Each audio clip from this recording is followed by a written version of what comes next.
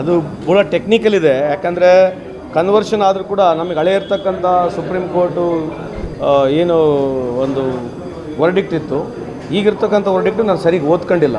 ನಾನು ಓದ್ಕೊಳ್ಳೋರಿಗೆ ಮಾತಾಡೋಕ್ಕಾಗೋದಿಲ್ಲ. But let me read through. So ಅದು ಯಾವ ಬೇಸಿಸ್ ಮೇಲೆ ಹಂಗೆ ಆಗುತ್ತೆ ಅಂತಕ್ಕಂಥ, ಯಾಕಂದರೆ ರಿಲಿಜನ್ ಚೇಂಜ್ ಆದರೆ ಕಾಸ್ಟ್ ಚೇಂಜ್ ಆಗಬಾರ್ದು ಅಂತಕ್ಕಂಥದ್ದು ಹಳೇದಿತ್ತು. ಯಾಕಂದರೆ ನಾನು ರಿಲಿಜನ್ ಯಾವ್ದು ಬೇಕಿದ್ದು ಹೋಗ್ಬೋದು, ಕಾಸ್ಟ್ ಚೇಂಜ್ ಆಗೋಲ್ಲ ಅಂತ ಮೊದಲಿತ್ತು. ಸೊ ಇದು ಯಾವ ರೀತಿ ಮೇಲೆ ಯಾವ ಬೇಸಿಸ್ ಮೇಲೆ ಹೇಳಿದರೆ ನನಗೆ ಮಾಹಿತಿ ಇಲ್ಲ. So without looking it I will definitely not comment much on it. ಈಗ ಕೇರಳದ ವಯನಾಡಿಗೆ 10 ಕೋಟಿ ರೂಪಾಯಿ ಕೊಟ್ಟಿದ್ದಾರೆ. ರಾಜ್ಯದಲ್ಲಿ ಇಲ್ಲಿ ಕೊಡುವಂಥವ್ರಿಗೆ ಸಂಬಳ ಇಲ್ಲ ಅಂಥ ಸಂದರ್ಭದಲ್ಲಿ ಕುರ್ಚಿ ಉಳಿಸೋದಕ್ಕೋಸ್ಕರ ದುಡ್ಡು ಕೊಟ್ಟಿದ್ದಾರೆ ಅಂತ ಅಲಿಗೇಷನ್ ಮಾಡಿದೆ ಸರ್ ಪಕ್ಷದ ನಾಯಕರು.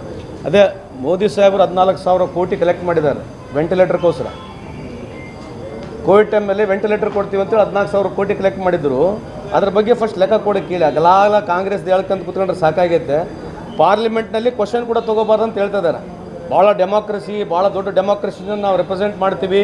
ಪ್ರಜಾಪ್ರಭುತ್ವ ವ್ಯವಸ್ಥೆಯಲ್ಲಿ ಪ್ರಶ್ನೆ ಕೇಳಬಾರ್ದು ಅಂತಕ್ಕಂಥ ಸ್ಥಿತಿಯಲ್ಲಿ ಬಿ ಜೆ ಪಿಯವರಿದ್ದು. ಆಮೇಲೆ ಅವ್ರ ಪಾರ್ಟಿ ಫಂಡ್ ಇವತ್ತು 10,000 ಕೋಟಿ ಇದೆ.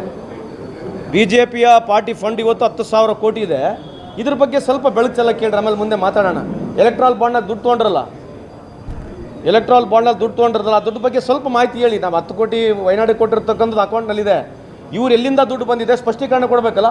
10,000 ಕೋಟಿ ಇವತ್ತು ಬಿ ಜೆ ಪಿಯ ಸುಮಾರು ಪಾರ್ಟಿ ಫಂಡಲ್ಲಿದೆ.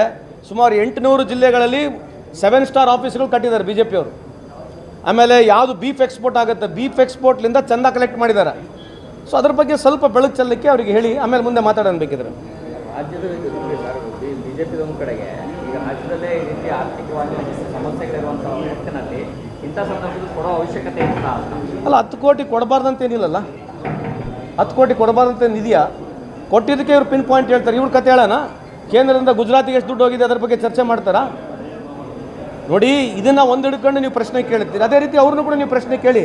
ಕಳೆದ 10 ವರ್ಷದಿಂದ ಗುಜರಾತಿಗೆ ಎಷ್ಟು ದುಡ್ಡು ಹೋಗಿದೆ ಕೇಂದ್ರದಿಂದ, ಕರ್ನಾಟಕಕ್ಕೆ ಎಷ್ಟು ಬಂದಿದೆ ಒಂದ್ಸಲ ಕೇಳಿ ನೋಡಿ. ಯಾಕೆ ಸರ್ ಅಲ್ಲಿ ಜಾಸ್ತಿ ಕೊಟ್ಟಿರಿ, ಇಲ್ಲಿ ಕಮ್ಮಿ ಕೊಟ್ಟಿರಿ ಅಂತ ಕೇಳ್ಬೋದಲ್ಲ ನೀವು. ರಿಲೀಫ್ ಫಂಡ್ಗಳು ಪ್ರತಿ ಸಂದರ್ಭದಲ್ಲಿ ಎಲ್ಲ ಸರ್ಕಾರಗಳು ಬಂದಾಗ ಕೊಟ್ಟಿದ್ದಾವೆ. ಅದನ್ನೇ ಪರ್ಟಿಕ್ಯುಲರಾಗಿ ಕೇಳಕ್ಕೆ ಕೊಟ್ಟ ತಕ್ಷಣ ಅಲ್ಲಿ ಕಾಂಗ್ರೆಸ್ ಗೌರ್ಮೆಂಟ್ ಐತೆ. ನಾನಿದ್ದೆ 2013 ಅಲ್ಲಿ ಇದಕ್ಕೆ ಅದು ಬದ್ರಿನಾಥ್ ಕೇದಾರ್ನಾಥ್ಗೆ ನಾವು ಕೊಡಲಿಲ್ಲ. ಅವಾಗ ಎಲ್ಲ ಸರ್ಕಾರಗಳು ಕೊಟ್ಟಿದ್ದಾವೆ. ಅದಕ್ಕನ್ನೇ ಹಿಡ್ಕೊಂಡು ಮಾತಾಡಿದ್ರೆ ಏನು ಅರ್ಥ ಇಲ್ಲ. ಅದಕ್ಕೆ ದಾವಣಗೆರೆಯಲ್ಲಿ ಅಲ್ಪಸಂಖ್ಯಾತರ ಮುಖಂಡರು ಯಾವುದೇ ಕಾರಣಕ್ಕೂ ಕೂಡ ನಾವು ಈ ಬಾರಿ ನಮಗೆ ಟಿಕೆಟ್ ಕೊಟ್ಟಿಲ್ಲ, ಹಾಗಾಗಿ ನಾವು ಓಟ್ ಹಾಕಲ್ಲ, ನಾವು ಬಿಜೆಪಿ ಬೆಂಬಲಿಸ್ತೀವಿ ಅಂತ ಬಹಿರಂಗವಾಗಿ ಘೋಷಣೆ ಮಾಡ್ತಾರೆ. ಅಲ್ಲ, ಅದ್ರ ಬಗ್ಗೆ ಮಾಹಿತಿ ಇಲ್ಲ. ಆ ಥರದ್ದು ಡಿಫ್ರೆನ್ಸು ಇದ್ದರೂ ಕೂಡ ಅಲ್ಲಿರ್ತಕ್ಕಂಥ ಪಾರ್ಟಿ ಲೀಡರ್ಗಳು, ನಮ್ಮ ಹೈಕಮಾಂಡ್ನವರೆಲ್ಲ ಸೇರಿಬಿಟ್ಟು ಒಕ್ಕಟ್ಟಾಗಂತೂ ಚುನಾವಣೆ ಮಾಡ್ತೀವಿ. 2 ಬೈ ಎಲೆಕ್ಷನ್ಗಳಲ್ಲಿ ಗೆಲ್ತೀವಿ ಅಂತ ಈ ಸಂದರ್ಭಕ್ಕೆ ಹೇಳಲಿಕ್ಕೆ ಬಯಸ್ತೇನೆ.